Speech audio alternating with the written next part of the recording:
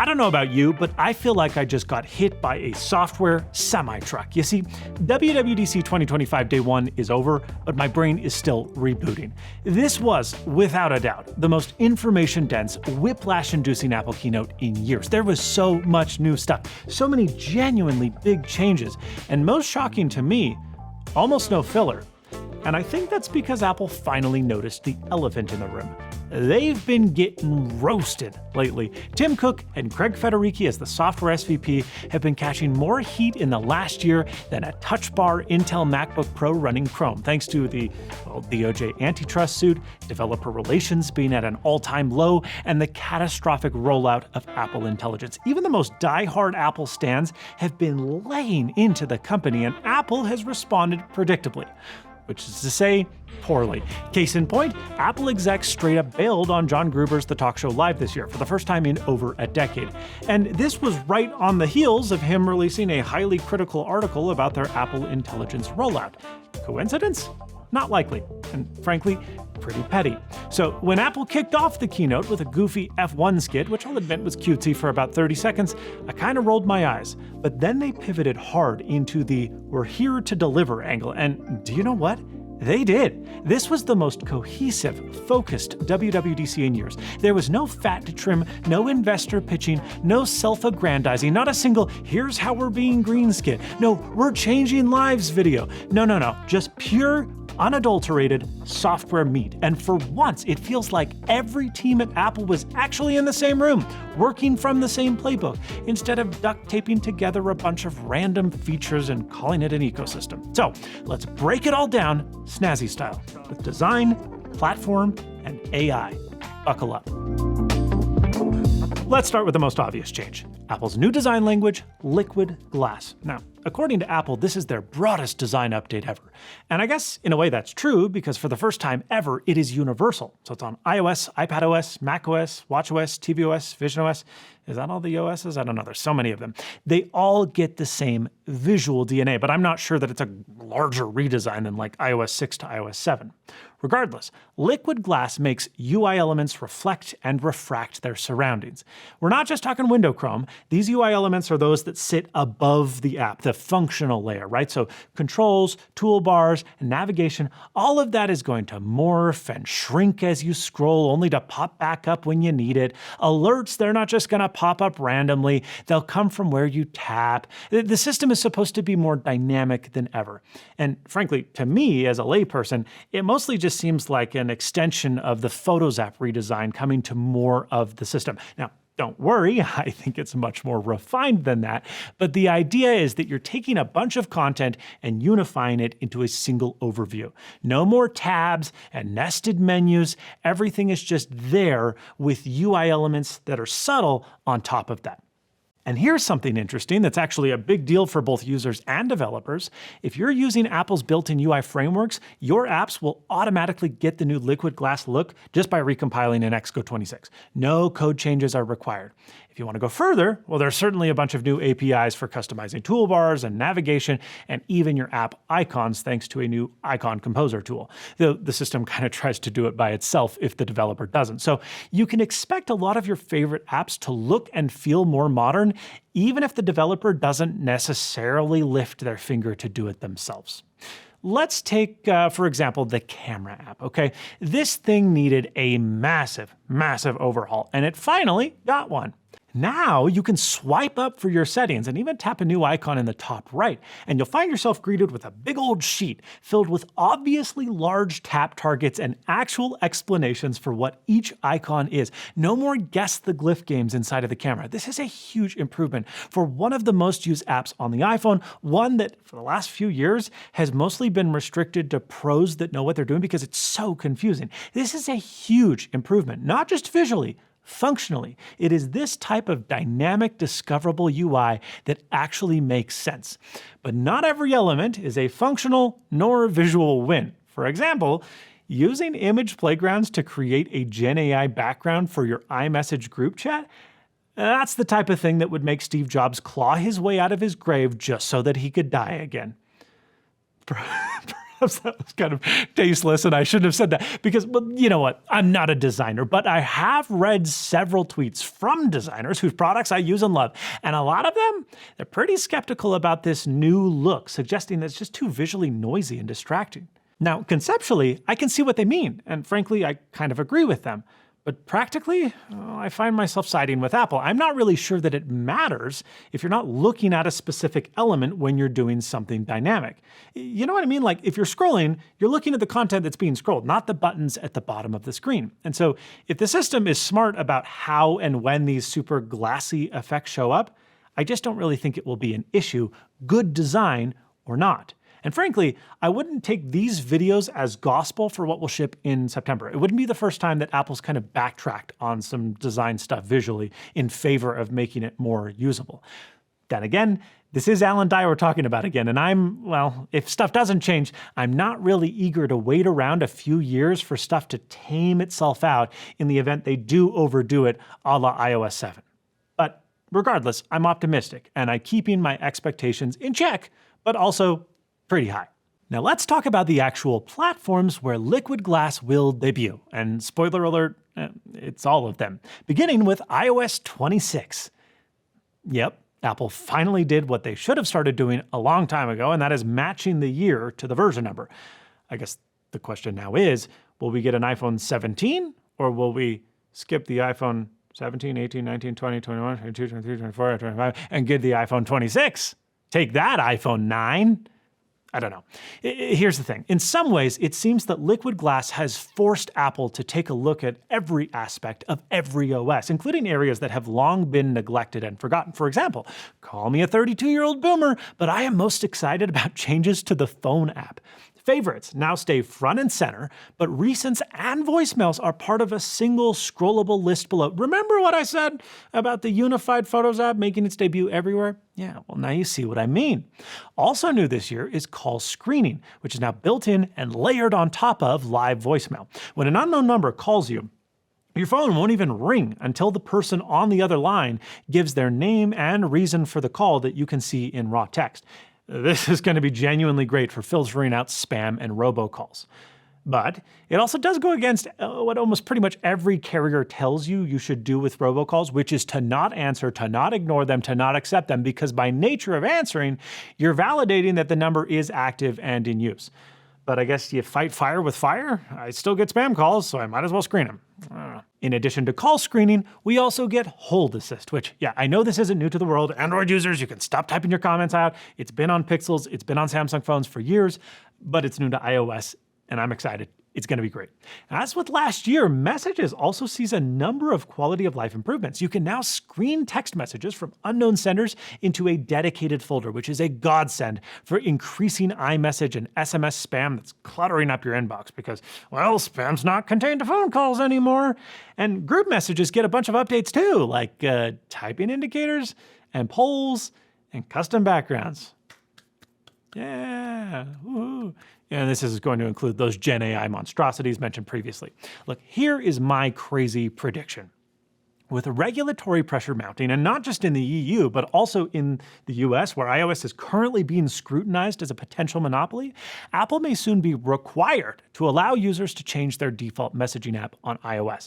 And in anticipation of this, it would be in Apple's best interests to make iMessage as compelling as possible by adopting features of leading chat apps like polls and like backgrounds and all this stuff to improve the overall experience. This way, Apple can voluntarily expand iMessage to Android and other platforms on their own terms while keeping iOS locked down for another few years to maximize market share before they're ultimately forced to allow third-party apps like WhatsApp to be the default and have to, well, what's the word? Oh yeah, compete. By adding features found elsewhere, Apple is hedging against mass abandonment when that day finally comes. And, well, or maybe I'm just insane. I don't know. Speaking of insane, the iOS 18 Photos app. Yeah, it was bad, but good news. They backtracked on quite a lot of it. Now, instead of everything being thrown into one jumbled list, you have photos on one side. There's a toolbar. Wow, toolbar. Crazy, right? Nice. And you can use the toolbar to slide over to your collections. CarPlay also gets its first redesign in many years, now receiving widgets and tapbacks and live activities that just work with no extra entitlement needed from developers. So if it's on your phone, it's on CarPlay. That's pretty cool.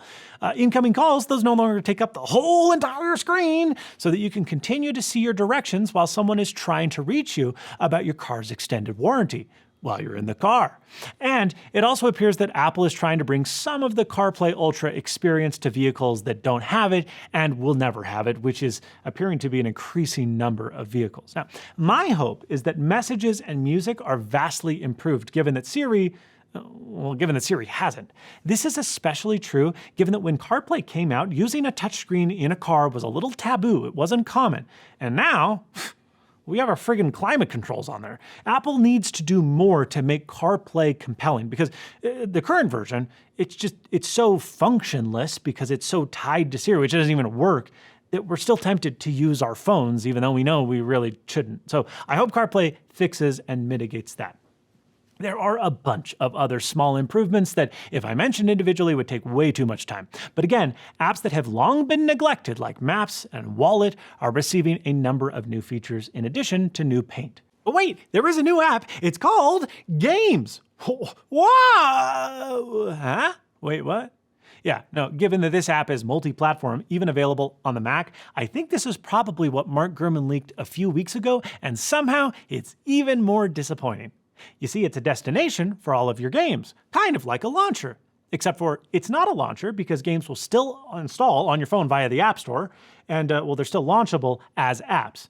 It even happens this way on the Mac. Thus, this is merely a place to see news about your current games and to discover new ones. Oh, well wait, no, isn't that just the App Store? Yeah. You'd be correct. But hold on, because you can connect with friends while competing towards completing achievements. If this sounds like a new thing, well, no, you'd be wrong too, because this is just Game Center. Yeah, remember the long neglected Game Center? It was a whole app, it had felt, it was beautiful, and then they just shoved it deep into the settings, never to be found again. Well, yeah, you'd be right. That is basically what this is. Neato. It's fixed. Except, no, it's not. It doesn't fix any of the underlying issues with gaming on Apple's platforms. So it's basically just an app for games that you don't actually have to use, like Game Center, which is the reason why Game Center failed. And so, yeah, anyways, I can't wait to see the replacement for this new Games app in iOS 32. Good job, Apple. You're still missing the point. Okay. I'm gonna stop being cynical. I can't contain my excitement any longer. I am most excited for iPadOS 26. You see, the Mac implements three things that I think make it feel like the platform that it is: the dock, the menu bar, and adjustable windows. Today, the iPad only has the dock, but soon Apple says it will have all three. And look, I know what you're thinking. The iPad has already made multiple half-baked attempts at windowing in the past. But look, this time, I swear, it's different. I'm going to change. Because the same little grab handle that we've been used to now resizes windows, except for it intuitively just resizes the window to whatever size you'd like. And then you can move the window wherever you want to on screen. Holy smokes, how did they think of that? Who would have thought? The system remembers the size and position that you last used for an app or window, and thanks to the addition of a menu bar, much of the functionality that was buried within the settings is now easily accessible. It is finally, frankly, Mac-like. This seems perfect. And that is why it worries me. You see, I'm not just talking as a casual iPad user here. The M4 iPad Pro has been my primary computer for the last year. Why? Despite my complaints with it? The hardware is just absolutely remarkable. It is the best display that I own. That tandem OLED is fantastic. It is blazing fast. It is highly versatile, with a pencil or without, with a keyboard or without, and it is incredibly light. It is exactly what I want and need. So when I say that I'm excited for these changes, I mean it. But it also means that I'm extra skeptical because I recognize that the iPad already has very few excellent apps, with most developers just opting to use standard Swift tools to make iPhone app but big. And this new system is going to require even more work. So will devs do it? I don't know, but I really hope so, because I don't want the iPad to run macOS, and nobody who really loves the iPad wants that either. I think that there's a shred of hope, maybe, because Apple wisely brought this feature and all of these features to every iPad. These are not isolated to the iPad Pro as they have been in the past. This is the first time that's ever been the case that every iPad is capable of everything. They all have a menu bar, they all have a dock, they all have multitasking and resizing of windows, and I think that gives it a chance. And there are other desktop-focused changes too. The pointer has moved away from that little suction dot to a more traditional cursor. Preview is coming to the device since, well, the standard iOS app for looking at PDFs isn't really sufficient for real work. And the absolutely garbage Files app appears to have fixed most of my frustrations that I expressed in last year's review. The system is getting better audio controls, including input selection, and background tasks will also continue to run in the background. It ignores the strict runtime allowance that was previously extended to apps because, frankly, iPadOS was just iOS, and you'd be exporting a video using Final Cut Pro, one of Apple's apps. You leave the app and it's like, well, I can't do it anymore. I got killed by the system. No. You're finally getting system-level Mac-like features on the iPad. And for anyone who's ever been frustrated by slow or janky lists in iPadOS or iOS or even macOS, particularly in iPadOS, SwiftUI now brings huge performance boosts for list views and for tables, loading 100,000 items now 6 times faster than it used to, and incremental changes are up to 16 times faster. This is the kind of under-the-hood stuff that is actually going to make a difference in daily use of the iPad, and it's about friggin' time. This is the first time that Apple has said that it's the biggest update to the iPad ever, and I've actually believed it, because I'm seeing the fruits of the labors, and it looks good. And they've never done this much before. But I'm also scared because Apple just can't do the iPad right. They've never done it, so why would things change? Please change. Please change for me. I'll do so much for you. Next, let's talk about the Mac, which typically gets left alone and forgotten about, given how distinct it is from Apple's other platforms. Not so this year, as macOS Tahoe 26, yep, that's what they're calling it, brings the liquid glass redesign to the desktop. But it also comes with a completely transparent menu bar, which, hot take, I think sucks. I haven't used it, but I already don't like it. Because remember when they tried to do a bunch of visual redesigning to Big Sur back in the day and they backtracked most of it because, well, it just didn't work on the Mac? That was Alan Dye, by the way. Fun fact for you. Well, I'm hoping that's not the case again here. But the transparent menu bar, it just, I don't know. It already even clashed with a few of the example wallpapers that Apple used in the keynote, so I'm a bit sus. But ignoring the redesign, this year brings a fully redesigned control center. And it's entirely customizable, including the ability to add toggles, not just from iOS apps, but even from Mac apps, which is great. So Mac developers can add Mac toggles inside of Control Center, finally. And then there's some, some generalized other things that you can change, like folders. Those can now be colored and branded with an emoji. That's not quite the full theming engine that my 11-year-old heart yearns for, but it's something. And, icon customization is just as possible as it is on iOS, which brings us a little bit closer even yet. We can make everything clear. Oh! Continuity brings live activities from your iPhone to the Mac, and a fully fledged phone app arrives as well. Thank you. I've been wanting this for years. Now, hopefully they can figure out how to prevent my phone from ringing 9 of my nearby Apple devices simultaneously. But really, the exciting feature that I'm most thrilled for is Spotlight's complete redesign. You see, Spotlight is one of the things that makes the Mac and makes it so great compared to Windows. But I've never really, frankly, used it because it's slow and it's limited. And I've defaulted to third-party options like Alfred or Raycast that use Spotlight's indexing, but just offer so much more. I did not expect Apple to directly target these apps with the Spotlight update, but they very much have. Apple Intelligence suggests both files and apps from both your Mac and your iPhone based on context and routine, which is pretty cool. And you can even string together multiple commands like send an email to this person with this title and with this attachment, all without ever opening the Mail app. That's pretty cool, and hopefully it will extend beyond the built-in apps given that it's part of the App Intense framework. Now on the flip side, menu bar list items that are already in every Mac app ever will be automatically searchable and actionable without you having to open up the help menu, and that's super neat. All of this is pretty standard fare, but quick keys?